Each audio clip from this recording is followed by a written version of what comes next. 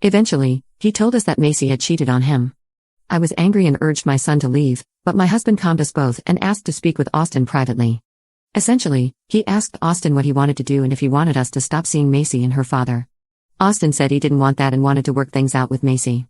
I was upset but didn't say anything. Ever since that happened, I've hated seeing her around. All I can think about when I see her is my son distressed and crying his eyes out. I act cordial around her, but I don't like her. Around February, Austin came home looking rather upset again, so I sat down with him and asked what's going on. I wasn't expecting him to tell me that Macy's pregnant.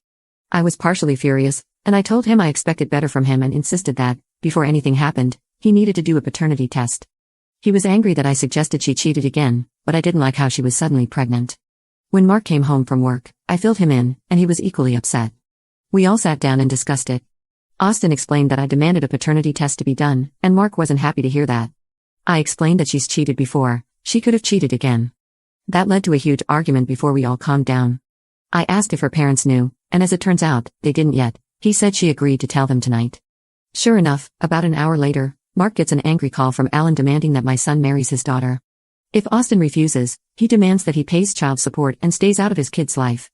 Of course, we were all angry and exhausted, so I stated that nothing would happen until a paternity test was done, and I wasn't taking the word of a cheating little girl. He blew up at us, and there was radio silence after the call. Macy was told she could no longer see Austin, and he took it out on me. A few weeks ago, Alan contacted us and agreed to do a paternity test. I asked why the sudden change, but he ignored me. He said he set up the appointment the following week, and Austin went with Mark. He said he didn't want to be around me. It stung, and I won't lie, it made me cry when he said that. The results finally came in a few nights ago, and he isn't the father. He was shattered. Instead of apologizing, he screamed that this was my fault and he'd prefer to have never known. He hasn't said much to me since. Maybe I was wrong for making him do a paternity test, but I was only looking out for my son. Was I wrong for making him take a paternity test? Update 1. Hello all, I received a few requests for an update, so here it is. We've all been in therapy, both group and individual. My son has started to come around and apologized for the yelling and the choices he made. His therapist encouraged him to explain his thought process about the entire thing, and essentially, he thought she was the one. She was his second girlfriend, and he thought that they had a strong bond until one of his friends showed him a picture of her kissing some other guy. It turned into a big fight, and only escalated when he found out they had slept together. I myself have been cheated on, and it made me angry to know Austin had to experience it himself. He said he wasn't happy about the entire thing, and he's feeling guilty for taking it out on me. We hugged it out and got ice cream afterward. Austin also broke up with Macy after finding out. Of course, she blames me for the entire thing, but she's old enough to know that her actions have consequences.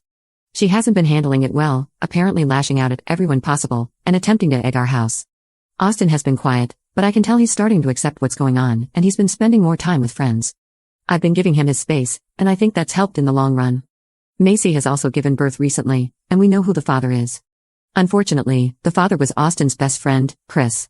He decided it was a good idea to tell Austin while they were hanging out here. I wasn't in the room when he was told, but I was there when he started to swing at Chris. I was outside setting up Halloween decorations in the front yard when I heard screaming, so I ran in through the front door to find Austin repeatedly bashing Chris. Mark also heard the commotion and came to pull Austin off Chris. Chris apologized and left, and it wasn't until he drove away that Austin broke down crying. We all went out for dinner that night, and we've tried to cheer him up, but I'm starting to realize he needs space on this, and to let him come to me about it when he's ready.